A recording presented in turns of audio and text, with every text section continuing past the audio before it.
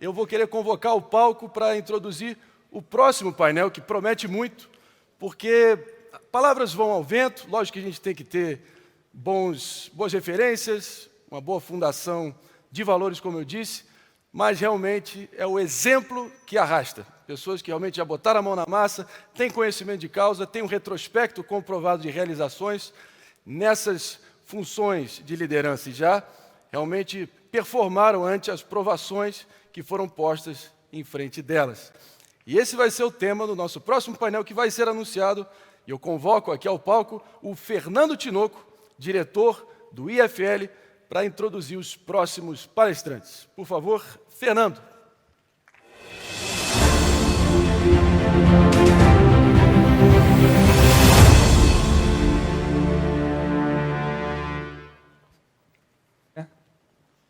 Nos dias de hoje, em que você só lê sobre crise, guerra e fome, em que a sociedade se machuca e os lares se desfazem, em que o respeito já não existe, em que o termo fidelidade é usado para descrever cachorro, em que a liberdade é acompanhada de um veja bem.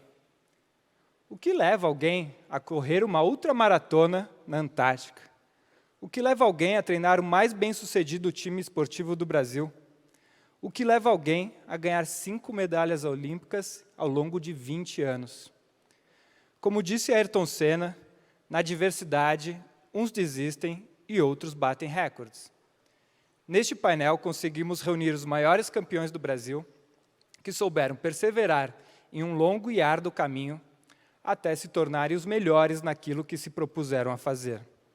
Vamos juntos aprender como a combinação de competência, disciplina, resiliência e persistência concretizam o sucesso de um campeão.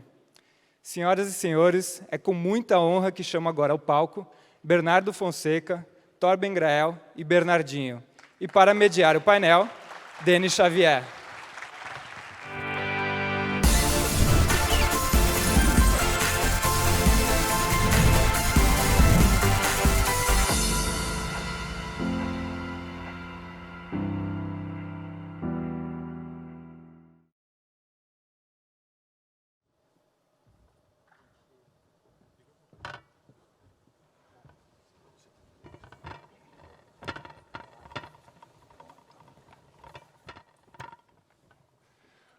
Bom dia a todos.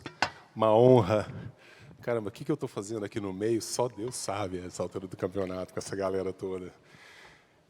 Tem um conceito do objetivismo do qual eu gosto muito, que diz que homens livres, homens vencedores não se sacrificam, porque o sacrifício é trocar algo de maior valor por algo de menor valor. E portanto, o que você faz é integridade, não é sacrifício. Essa escolha é pela integridade e não pelo sacrifício. Como se tornar um campeão? É sendo íntegro e não se sacrificando? Pergunta para os três. Almirante.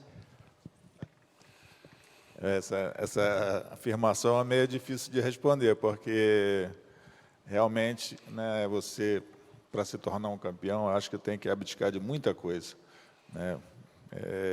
É muito fácil, né? Hoje, então, com as distrações enormes que a gente tem aí de celular e muitas outras coisas, né? Eu acho que é difícil as pessoas se dedicarem ao esporte, né, e construir uma carreira no esporte, né? Principalmente esportes que não são tão visíveis, onde há um retorno econômico muito forte, como futebol e esses esportes assim.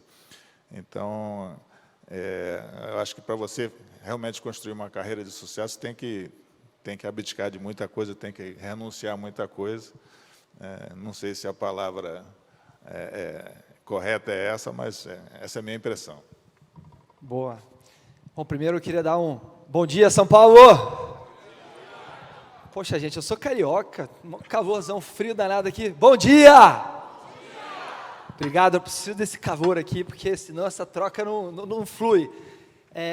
Não tem regra, né? Eu acho que A gente está aqui num papo que eu estou num esporte aqui muito mais radical, né? Acho que o Torben e o Bernardinho aqui são referências para mim também, mas tem uma coisa que é fato, né? É propósito, né? Eu tive que me privar de um monte de coisas legais para focar em alguma coisa que eu queria chegar lá, né? Isso todos os atletas eles têm em comum, eles têm que se abdicar, né, de um tempo ou com alguma coisa, seja familiar ou não, mas a gente tem que sair da rotina para conseguir transcender, né, o básico. E lembrando que você tem, né, o espírito competitivo, que tem outras pessoas procurando também, né? Eu acho que tem a palavra de ser campeão, né? Ela também tem a mesma pergunta: o que é vitória para você? Né? O que é vitória para você e o que é ser campeão, eles se confundem, né? Porque a vitória para uma pessoa é simplesmente completar uma maratona, né? Ela está sendo ali é o momento que ela é realmente uma campeã. E aqui, quando a gente fala de alta performance, é super complexo. A gente muda o mundo corporativo, o mundo real, a gente transborda de lá para cá, mas eu até hoje não sei a receita perfeita desse bolo, mas estou em busca. Toda hora que eu escuto o Bernardinho, eu anoto também aqui para realmente ir em frente, porque a gente, quando vence um desafio, vai constrói outro desafio e vai aumentando. Mas eu acho que o campeão é aquele cara que corre atrás, né? Adorei a aula que a gente teve aqui agora, antes de começar esse bate-papo, e é muito legal que a gente aqui fica fazendo uma reflexão sobre tudo, né? Porque ali tem um lado didático e a gente, né, transborda aqui para o dia a dia, nosso dia a dia. Mas não sei se eu consegui responder aqui, porque é complexo ser um campeão. É um somatório de inúmeras coisas, mas que para mim, né, até uma frase do Gandhi, né? A primeira coisa para você vencer é a vontade de vencer, né? E aí você vai em busca dela. Bom, primeiro eu acho que, como o Denis colocou, pelo sacrifício, né? Não sei sacrifício, eu tenho certeza que o Torben, todas as coisas que ele abriu mão, que ele abdicou, não foi um sacrifício para ele. Ele fez porque era ele ali, né? Primeira vez que eu ouvi sobre o Torben, assim, mais internacionalmente, eu estava na Itália começando a carreira, e eu ouvi a expressão homem que fala com o vento, que um jornal italiano atribuiu a ele, né, pela sua capacidade de interpretar os ventos e tomar as melhores decisões. Eu tenho para mim hoje muito mais na visão de líder, de pessoas, né, porque eu trabalho com gente, eu não vendo nenhum produto, presto nenhum serviço, o que eu faço é tentar extrair o melhor das pessoas. Então, das minhas dificuldades hoje, então, eu queria falar um pouquinho, olhando para frente, como formar campeões, e aí cada um dá atribuição a campeão da forma como é que a pessoa faz. O que seria isso? É explorar ao máximo o seu potencial. Se ele vai ser um campeão olímpico, porque ele tem um certo talento, uma grande disciplina, resiliência, ele vai chegar lá. Mas se ele não tem, ele completa uma prova, como disse, ou ele tem sucesso na sua carreira, naquilo que ele escolheu para ser a sua carreira, ok. A minha preocupação hoje é que alguns atributos muito claros em qualquer atleta de alto rendimento, em qualquer profissional de alto rendimento, porque alguém que trabalha numa corporação é um atleta corporativo. Tem metas, tem processos, tem tudo aquilo que o atleta tem que passar diariamente. Tem dois atributos que me preocupam nos dias de hoje, na formação de novos campeões e de novos líderes que, né, lideram sua própria trajetória, que é a questão da disciplina e da resiliência. Os jovens procrastinam cada vez mais, têm dificuldade em abrir mão de algumas coisas, né, porque está tudo muito à mão, né, então procrastinam, processo é chato, né, não acreditam no processo, querem tudo imediato. E segundo, a resiliência, porque lidam muito mal com as frustrações, se vitimizam muito rapidamente. Aí de uma certa maneira, o próprio sistema nos leva a isso. Né, não, coitado, faz menos, tal. A professora deu uma aula aqui hoje, algo incrível, e falando um pouco sobre valores e tal. O líder tem que, muitas vezes, levar aquela pessoa a um ponto que ele acha que pode, ela não sabe como, às vezes até duvida ele mesmo. Quando a gente cobra de alguém, as pessoas atribuem muito essa questão o Bernardinho cobra muito. Eu só cobro porque eu acredito. Preocupo-se em não deixar ele cobrar, porque eu deixei ele acreditar. Cobrança nada mais é do que o reconhecimento da capacidade das pessoas. Mas hoje nós temos medo de cobrar, porque a sociedade vê como uma coisa, não, você está punindo. Não, eu estou querendo desenvolver o potencial daquela pessoa. Então eu tenho muita preocupação com isso. E o esporte, só para falar da ferramenta, encerrar aqui a minha fala, talvez seja uma das grandes ferramentas, dizer que é a melhor, parece um pouco panismo aqui, para desenvolver disciplina e resiliência. Em qualquer área da vida, não é a motivação que nos leva, é a disciplina. Hoje pela manhã, às 5 da manhã, quando o Bernardo foi correr na chuva, talvez não era a motivação que ele tinha, é a disciplina que ele sabia que ele tinha que fazer para fazer aquilo ali. Né? Disciplina e resiliência. Líderes, coragem e humildade. Vamos falar um pouquinho disso depois. Boa. Né? Mas eu acho que disciplina e resiliência. A gente tem que, e tudo isso é treinável. E se há um ambiente para se treinar isso, o esporte é um, com certeza. E nós temos que prover experiências dessa natureza para os nossos jovens, olhando para frente na formação de pessoas. Isso tem a ver com o modo como se lida com a derrota. Eu, perto de vocês, sou nada, mas eu tive uma carreira boa na natação, fui da seleção brasileira, fui campeão mundial de natação, e eu me lembro pouco das minhas vitórias, mas eu lembro da primeira vez que eu perdi. Eu juro que eu cometi esse escândalo porque eu não conseguia agir diferente. Eu sentei no pódio, no segundo lugar, e chorei. E chorei, nunca mais esqueci disso. A forma de lidar com as derrotas determina o caminho também ou não? Eu acho que sim, porque a vitória, né, ela te deixa inebriado, você acaba não prestando muita atenção, onde você poderia ter sido melhor, né, você errou. No esporte da vela, é um esporte onde a gente erra o tempo todo. Você está lidando com vento, com coisas muito voláteis, né? Então, quem ganha é quem erra menos. Né? Na verdade, quando você tem uma derrota, né, você começa a olhar por que você perdeu, onde é que foi que você perdeu. Então, normalmente se aprende muito mais com a derrota do que com a vitória. Perfeito, eu tenho um exemplo bem prático. Não sei se a galera sabe, eu fui 2 vezes para a Antártica. E a primeira vez que eu fui, eu acabei ficando em 4º lugar numa maratona, menos 40 graus. Estamos em empate, hein, Bernardo? Também já fui 2 vezes. Então, estamos aqui. Mas eu vou mais uma, hein? Já. E essa ida para a Antártica, eu, né, treinei, obviamente, não treinei da forma adequada, mas treinei para caramba, fiz o meu melhor e fiquei em 4º lugar. E aí eu falei assim, putz, fiquei mordido com aquilo. E aí 2 anos depois eu acabei conseguindo voltar, aí fiz parte de um programa chamado Planeta Extremo, que apareceu na Globo com o Cleiton Conservani, e aí eu não só ganhei a prova, como bati o recorde da prova. Então aquela derrota me mordeu de um jeito, e eu peguei aquilo como se fosse um espinafre, sabe, o espinafre do Popeye, e me fez treinar muito, porque eu sabia do meu potencial e sabia o que eu tinha errado, né? Aprendi os erros e não queria repetir os erros. Então, os erros fazem parte, né, da construção de qualquer atleta, né, e a resiliência de continuar em frente. Né? Tão importante quanto a vitória é a derrota. Eu faria uma pequena provocação aqui. Durante 5 segundos, aí, pensem no momento da vida de vocês, vocês tenham aprendido muito. Um momento onde vocês extraíram lições. Pensa aí, naquela empresa, fui demitido, tal, competição, prova. 5 segundos, pensem aí. Momento de grande aprendizado. Pensaram? Esse momento que vocês pensaram, traz alguma sensação de desconforto, uma derrota que você teve, um percalço, uma meta não alcançada? Não existe crescimento acompanhado de conforto. Como o Torben falou, né, a vitória até ela ainda mais quando você tem uma certa, né, visibilidade, então aquilo ali você passa a se tornar. E eu dizia sempre isso, aos campeões do desconforto. Eu me tornei um provedor de zona de desconforto para exatamente tirá-los daquela zona que muitas vezes a vitória pode, né, te levar a crer que você tem aquilo ali como... Então, acho que para nós, por exemplo, 2012 foi a derrota mais dura, vencemos por 2-0 uma final olímpica, e a gente certamente construiu 2016 a vitória no Rio de Janeiro, muito em função daquilo. Não éramos a equipe mais talentosa, mas foi trabalho, a dor daquela derrota, como ela aconteceu. E eu falo de uma prata olímpica, não parece algo, né, tão horrível. Se olhar a foto, é como o Denis falou, estamos chorando no pódio com a prata olímpica, literalmente. Porque a expectativa que se criou sobre aquela seleção era de tal ordem que só o ouro servia. Aquela seleção ela não ganhava prata, ela perdia o ouro. Porque era muito duro lidar com aquilo permanentemente. Né? E eu acho que tem algumas questões que foram colocadas, né, da coragem de enfrentar algumas coisas. Eu ouvi a professora falando aqui de coragem, as coisas muito importantes. Né? As pessoas têm que ter humildade, primeira coisa. E aí ela fala de compartilhar os êxitos. Tem uma teoria do Jim Collins espetacular.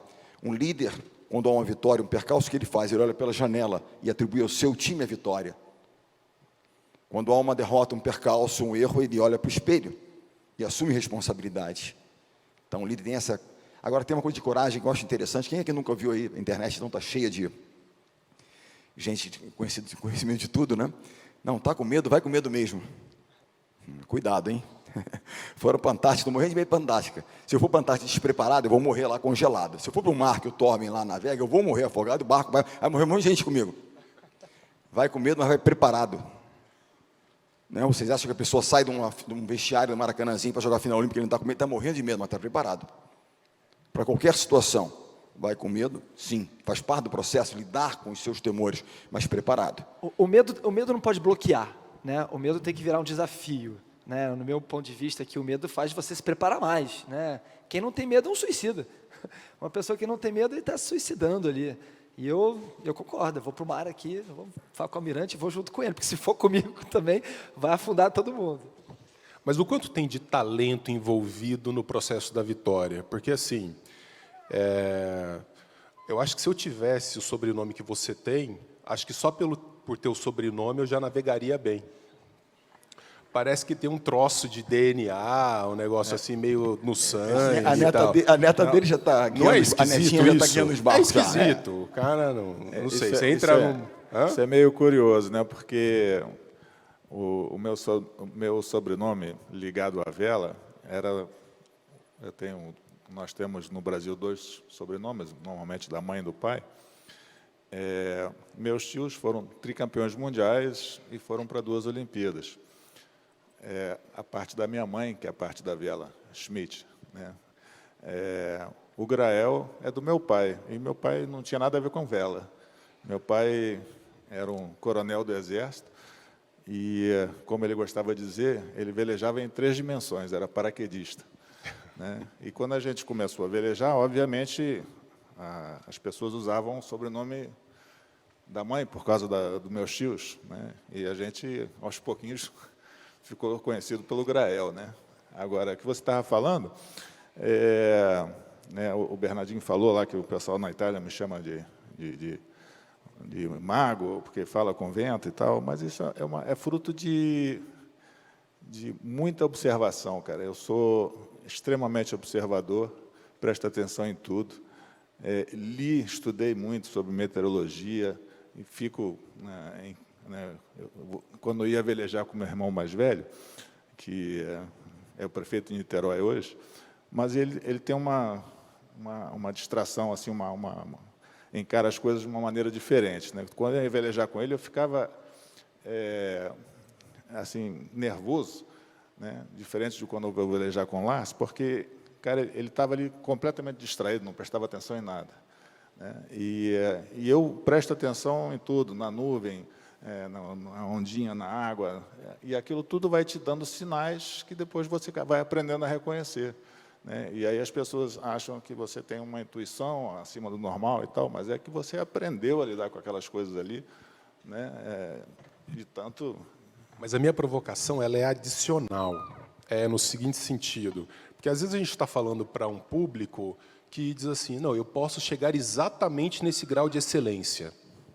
E a minha dúvida basta preparo, ou seja, está ao alcance de todas as pessoas chegar nesse grau de excelência, ou há uma dimensão de natureza que determina, em larga medida, também esse processo de vitória?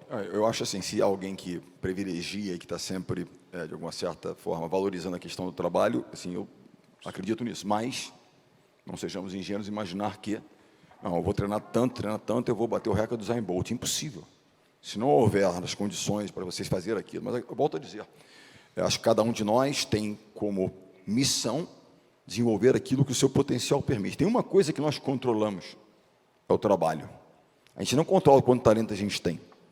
Talvez eu não tenha capacidade, que é um talento, de observar e detectar os detalhes que o Torben detecta, e que a filha dele detecta, porque eu fiz um programa lá, o Royal Tóquio, e ela dizendo, amanhã ela está observando a maré vazante, como é que a água corria, etc. Exatamente o que ele falava para ganhar mais uma medalha de ouro, né, em Tóquio. Então, assim, é um talento, essa capacidade de observar, ver, sentir isso, né? Então, eu acho, mas agora, você fala no alto rendimento, né, você vai ter muita gente talentosa. O que faz a diferença é exatamente o quanto de dedicação, de empenho, você coloca naquele processo.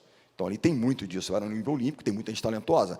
Ali o talento vai ser marginal à história. Então, tem a ver com trabalho, determinação, a sua capacidade de superação, de lidar com a adversidade, de seguir, de fazer, de ter uma regata ruim e voltar, de ter... Isso realmente faz a diferença e faz, eu acho, para mim, isso é a grande questão. Agora, tem que ter uma base para aquilo. Imaginar que a água... Vai criar até uma falsa expectativa, uma ilusão. É um jovem, vou conseguir ser, calma. Não sei. Mas você vai conseguir ser o melhor que o seu potencial permite? Isso sim. Talvez essa seja a grande atribuição do líder, extrair o melhor daquela pessoa, sendo transparente. Né? A professora falou uma coisa que para mim é fundamental, ainda mais em crise, tem que ser sincera, a situação é difícil, mas nunca, né, deixar aqueles é possível e nós vamos fazer. Nós vamos superar isso e tal, isso que é da atribuição do líder também em momentos de dificuldade. Mas há talento envolvido nessa história, ainda mais quando você fala, né, no auge da história, no ponto lá. Se para chegar lá, tem que ter alguma dose de talento. Mas, se nós formos olhar o seguinte, pensem, eu vou contratar uma nova equipe para jogar comigo, vou contratar um time, recrutar uma tripulação para ir. Aí você entrevista algumas pessoas, faz um processo de seleção, e eles têm um hard skill, uma capacidade técnica, ok, todos podem fazer parte aqui do nosso time, a nova equipe do IFL, bacana. Qual é o primeiro elemento que você observa numa pessoa para dizer, é ele que eu quero em detrimento dela? Vontade. Porque a vontade você não treina. Ou tem ou não tem. Eu posso treinar pessoas a desenvolver alguma coisa, cambar, fazer e tal, mas a vontade não. E o maior exemplo disso, uma escolha que eu fiz, quando o Serginho Escadinha chegou à seleção, que é uma das formas de mostrar como é que o esporte pode transformar, né, a vida de uma pessoa, nascendo na periferia, o esporte deu a condição de transformar a vida dele. Ele venceu pela necessidade. Pessoas se movidas por paixão ou necessidade, ou misto das duas coisas. Ele venceu pela necessidade e transformou a sua vida. Primeiro treinamento dele conosco, nós fazíamos uma pré-temporada na areia. Rio de Janeiro, areia, calor, ele da periferia de São Paulo, muito calor no Rio, areia, um ambiente diferente, e ele sofrendo no treinamento. E aí, obviamente, ele está sofrendo, mas a gente não olha para o sofrimento, a gente olha para a intensidade, vamos embora. Né? E aí, num certo momento, ele vai ficando verde, ele vai numa lata de lixo e vomita. Faz assim e volta. Não falou um ai. Falei, gosto desse cara. Primeiro dia dele na seleção. E aí, daqui a pouco, foi de novo, e, na lata de lixo e voltou. Fez assim, está escolhido. E permaneceu durante 16 anos conosco, porque tinha uma coisa que ele tinha, pela necessidade, que era a vontade. Estevão um líder pelo exemplo. Ele não tinha nenhuma formação acadêmica, nenhuma formação de líder, ele simplesmente dava o exemplo a cada dia dá 100% que ele tinha a dar, ninguém à sua volta dava menos. Então, acho que isso são os exemplos, e como é que a gente poderia usar muito mais o esporte nesse sentido. Ele é o exemplo de que é possível. Né? Se a gente der oportunidade para eles e colocarmos, né, as premissas ali, é possível também usar essa ferramenta de transformação. Quer comentar alguma coisa? Você tem também uma carreira vencedora na área de empreendimentos, não é só uma questão esportiva. Como é que você lida com essas duas dimensões, separa esse tempo? Bom, ótimo. Obviamente, aqui, como o Bernardinho comentou, comportamento faz total diferença. E a gente carrega esse comportamento do esporte para o mundo corporativo. Né? Tem um monte de problemas aqui que a gente tem que dar um jeito, né? Quando fecha uma porta, a gente tenta entrar pela janela, né? A resiliência, a insistência.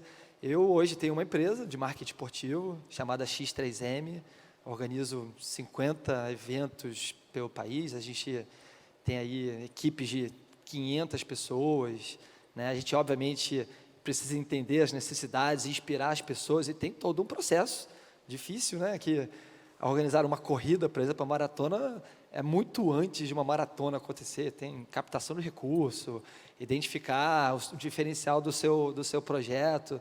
Quando a gente pega os meus melhores funcionários, assim, que se destacam, são ex-atletas, porque eles são pessoas que não desistem, eles são extremamente comprometidos, chega até a beirar um pouco do egoísmo, às vezes. Né? O comprometimento com o egoísmo é porque ele fica tão chateado se alguma coisa atrapalhar a jornada dele, ele é aquele cara que vai entregar, faça chuva, faça sol. Né? E a gente formar a equipe, a gente às vezes contrata pela valência técnica e esquece de avaliar o comportamental. Então, quando você começa a avaliar o comportamental e ter pessoas próximas de você que são a sua fortaleza, né, que protegem o todo, isso, quando transcende do esporte para o corporativo, é lindo. Você tem a seleção corporativa. E aí, na X3M, a gente está numa fase muito boa, estamos aqui, bons ventos, construindo, né, um pós-pandemia, estamos super felizes e X3M está voando. Bem, qual que é vamos dizer, a proporção da dimensão psicológica nesse processo da vitória versus a dimensão de preparação física, especialmente na arte que você desenvolveu a vida inteira? Eu acho que a psicológica é muito maior, pelo menos no nosso esporte, né? Eu acho que talvez um esporte que seja muito físico, né, os 100 metros rasos ali, tem uma componente grande psicológica, né? Você vê pelo comportamento do Usain Bolt, né? Mas na vela, né, eu acho que tem muito. A competição é longa, né? Você tem vários dias de competição com várias provas. Eu ia complementar isso, Torben, porque quanto mais longo, mais precisa da cabeça, né? Eu acho que se você usou o exemplo do Bolt ali, o cara foi. Agora, no dia seguinte da regata, você teve algum problema, continuar, resiliência, aí o cara está lá na frente, aquele negócio, a cabeça, quanto mais distante, para mim, né, só um ponto, eu acho que a cabeça leva muito mais que o corpo em si. Sem dúvida, né?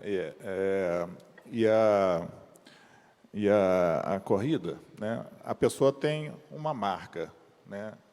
Você sabe que você é capaz de correr naquele tempo, ou muito próximo daquele tempo, né? Na vela não tem isso, né? É uma coisa muito que muda muito com a condição, com uma boa largada, né? Você acertar o barco bem para a condição daquele dia. Então, não tem uma garantia de nada, né? Você tem que ir lá e executar sempre, né? E você tem que sair de uma situação difícil, né? A Martini e a Caena lá em Tóquio, primeira regata, elas montaram na frente, no final da segunda perna, a espanhola passou sem direito na frente delas, para não bater, elas desviaram, e aí o barco bateu forte assim, numa onda, e aconteceu uma coisa que nunca tinha acontecido com elas. Um cabo do balão entrou embaixo da asa do barco e ficou preso, né? Quando elas foram fazer a outra perna de vento folgado, não conseguia armar o balão. E elas foram de terceiro lugar na regata para 13º ou 15º.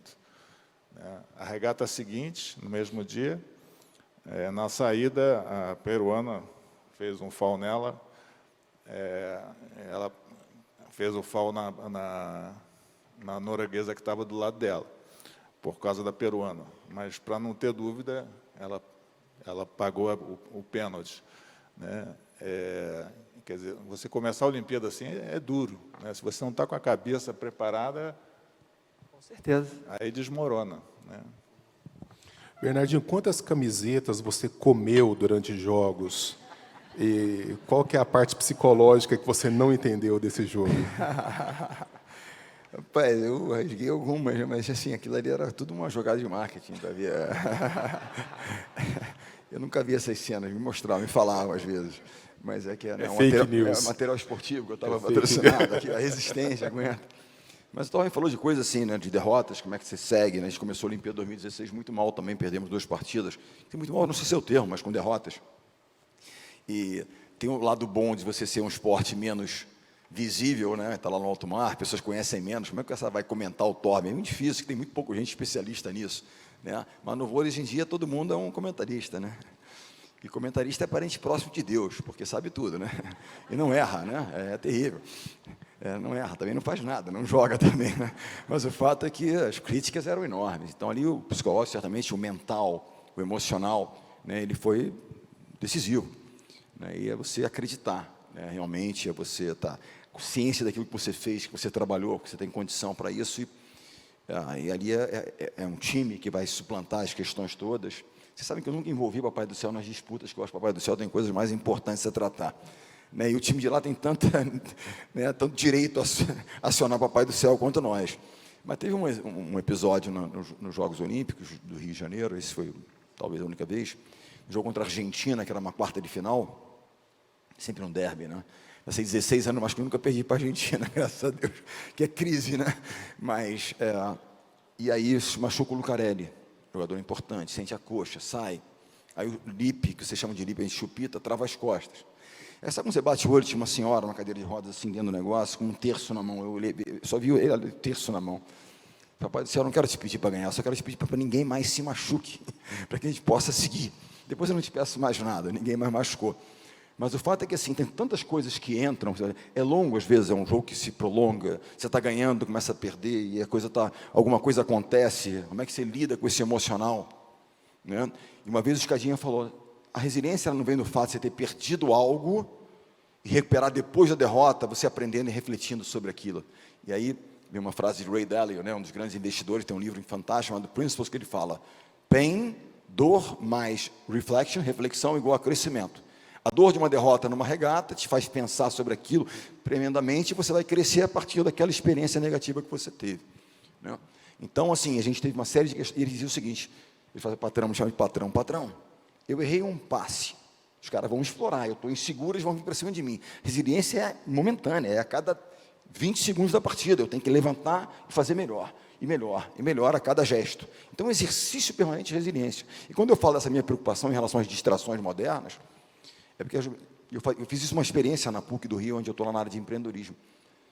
Eu disse aos jogadores, são quase jogadores, os alunos, eu falei, eu quero um pitch para mim, vocês não vão vender nenhum projeto, eu quero que vocês se vendam para mim, quero jogar no meu time e trabalhar comigo na minha empresa. Eu nunca olho as empresas que eu invisto sob o ponto de vista econômico, eu olho sob o ponto de vista das pessoas. Negócios médios com boas pessoas vão dar certo, grandes negócios com pessoas ruins vão dar errado. E eu entendo um pouco de pessoas. E aí o pitch era o seguinte, qual é o seu ponto forte, qual é o seu ponto fraco? Tem 1 minuto para dizer o seu ponto forte, o seu ponto fraco para mim. 35 alunos, pontos fortes foram diversos. Trabalho em minha equipe, sou criativo, pontos fracos foram só 2. Não sou disciplinado, procrastino, não. E lido mal com as frustrações, não sou resiliente. Por isso da minha preocupação em relação a isso. E é treinável, certo? Então vamos treinar. Durante 2 horas ninguém toca no celular. Crise de abstinência, vai morrer gente, 19 anos de idade, 2 horas sem o celular.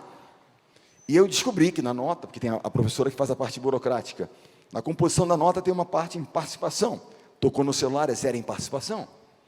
Pô, mas professor, isso não é justo? Mas a vida não é justa. É melhor aprender aqui dentro do que lá fora. Então é 0 em participação. Eu adoro você, mas é 0 em participação. E a gente segue junto.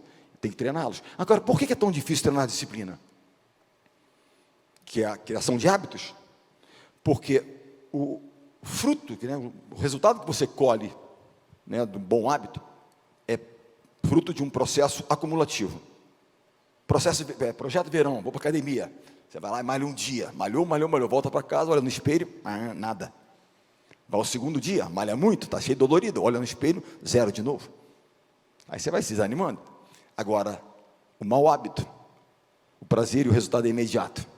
Quem aqui nunca apertou aquele botãozinho soneca, como você tinha prometido a você mesmo, você ia correr hoje de manhã cedo, estava chovendo, estava frio, você não foi, e apertou lá o botão soneca. Aquela horinha na cama foi a melhor hora da noite. Está de dieta, você virou um sundae maravilhoso, você mergulhou no sundae. O prazer é imediato. Da disciplina não, é acumulativa, é consistência, requer de novo, e a gente tem que treinar. Bernardinho, dizem que o soneca é a primeira derrota do dia. 1-0 para o despertador. Você não ganha do despertador, você vai ganhar de quem, não é verdade? E não é a motivação que te levanta, porque você estava desmotivado. Hoje dia cedo, acordei cedo para vir para cá. Eu tinha colocado o despertador hoje para 3h30, para poder pedalar antes de vir para cá. E eu hoje perdi para o despertador, porque eu demorei para dormir, que minha filha não passou bem a noite, então demorei um pouquinho. E é claro que eu arrumo uma justificativa, porque desculpa é a coisa mais fácil para arrumar. Eu até tinha uma, mas eu poderia ter levantado também esse feito. Mas eu vou fazer em algum momento do dia. Não perdi totalmente, não. E a questão é essa, treinar. Isso serve para nós e serve, e eu olho para frente. Quando eu olho, eu falo assim, ouvindo a professora antes, assim, que ausência de líderes. A gente para e olha, há um vácuo, acho que é exagerado, mas que há carência de lideranças, depois do que a gente ouviu aqui hoje, com certeza existe. Portanto, o Instituto de Formação de Líderes tem um papel fundamental. Líderes formam novos líderes, é muito bacana poder ver pessoas interessadas. E a primeira pergunta que eu faço é, mas vocês querem ser líderes? Porque a matéria que eu ministro lá, eu participo lá, é liderança empreendedora, noções de liderança para jovens empreendedores. Torben esteve lá falando com a turma, sempre leva empreendedores lá. É a primeira pergunta que eu faço aos jovens, vocês querem ser líderes? Porque ele olha para o lado do brilho do líder, né? Não, quando ele é reverenciado como tal e tal, que bacana, o cara é um líder. Mas você entende qual é o preço que você tem que pagar para ser um líder? Quanto de responsabilidade você tem que assumir? Porque é sua responsabilidade em última instância. Então, a primeira pergunta é, você quer ser? Que aí você vai ter que desenvolver, como ela disse ali, você nasce ou desenvolve? É plenamente desenvolvível. E cada um da sua forma, não existe melhor forma de liderar, é a sua forma, transparência é a sua. Um é mais comunicativo, um é mais... Por que o introvertido não é um bom líder? Se ele faz aquilo que é o mais importante, que é ouvir as pessoas. Ele pode ser um grande líder. Então, assim, algumas das coisas que hoje me encantam. E ela falou uma coisa de presença, quando ela estava diante de um CEO. A melhor história sobre isso é a história do livro do $1 Trillion Coach, né, do Bill Campbell, os maiores líderes, escrevendo sobre ele. Teve um momento, ele era um professor, ele era também um oriundo do esporte, como nós, ele futebol americano. E ele tinha como a terapia dele, aquela diversão dele, ele treinava um time de high school, e era o coach de grandes empresários do Vale do Silício, entre os quais Steve Jobs. Num certo momento, 2 vezes por semana, ele treinava um timezinho do high school. E naquelas horas que ele treinava aquele time, 1, 2 horas, ele não estava, era incomunicável. E o telefone dele tocava durante o treino, ele tremia, e olhou o telefone, Steve Jobs ligando para ele. E aí o jovem do lado dele viu, coach, você não vai atender o Steve Jobs? Ele, desligou o telefone, essa hora é de vocês. Ele estava comprometido com aqueles jovens, a quem ele estava treinando naquele momento, né, como a professora falou em relação ao senhor que atendeu. E aquele momento, foco total em fazer aquilo que tem que ser feito. Essa é a atribuição do líder, ele tem realmente... o Bill Campbell era um cara que gostaria... Quer tomar um café da manhã com quem? Não vou tomar mais, que ele já faleceu, mas era um cara que gostaria realmente de ter tomado um café da manhã, porque ele inspirou tanto, se ele foi coach de... Somadas as empresas hoje dão muito mais do que $1 trilhão pelo valor das empresas hoje, né? Mas é uma história muito interessante, para quem não leu, no tema liderança, o treinador de $1 trilhão, $1 Trillion Coach, vale muito a pena, sobre Bill Campbell. E, bom, o nosso tempo está quase acabando, uma pena. A gente celebra as vitórias até quando? O Bernardinho me causa enorme frustração, porque acabou de ganhar um título olímpico, eu estou quebrando tudo em casa, e ele já está dando entrevista assim, acabou aqui o negócio, a gente já está pensando no próximo, a gente tem um Mundial daqui 6 meses. Falo, cara, deixa eu festejar um pouco. Quanto vocês festejam as vitórias de vocês? É importante festejar essas vitórias, não? É natural, eu acho que tem que festejar. Uma vitória olímpica é uma coisa que não se obtém todo dia, então tem que festejar, claro. Mas o atleta está sempre pensando no próximo, né, que vem depois. Né, e acho que isso que... os desafios é que movem a gente. Né, então... acabou, passou aquela euforia, tu já está pensando na próxima. Na próximo desafio. Como eu estou numa linha mais de expedições, o meu próximo desafio é não morrer na próxima. É nessa linha, assim. Você vai... Eu passei da fase aqui de Ironmans, triatlons, ultramaratonas, depois comecei a escalar montanhas. Aí a montanha não necessariamente é só altitude, né? Mas montanhas de alta altitude, elas são cada vez mais dramáticas. Aí depois que você escala uma montanha dessa, você fala assim, cara, e se eu escalar ela no inverno? Aí depois você começa, se eu escalar ela no inverno e diminuir o tempo? Aí você tem tanta variável que eu agora, sempre o próximo passo essa aí eu não posso morrer não. O meu objetivo é continuar feliz, dividindo aqui, inspirando pessoas. Eu sou muito ligado ao planeta Terra, adoro chegar em lugares, né, inóspitos, e aí eu fico vendo essas feras aqui do meu lado, né, medalhistas que inspiram a todos nós. Eu, de uma certa forma, estou num esporte mais solitário, né? Eu, sei lá, escalei a montanha chamada Manaslu. A cada 10 pessoas que vão nessa montanha, 5 morrem. E ninguém ganha medalha. Não tem nenhuma medalha para os 5 que sobreviveram, né?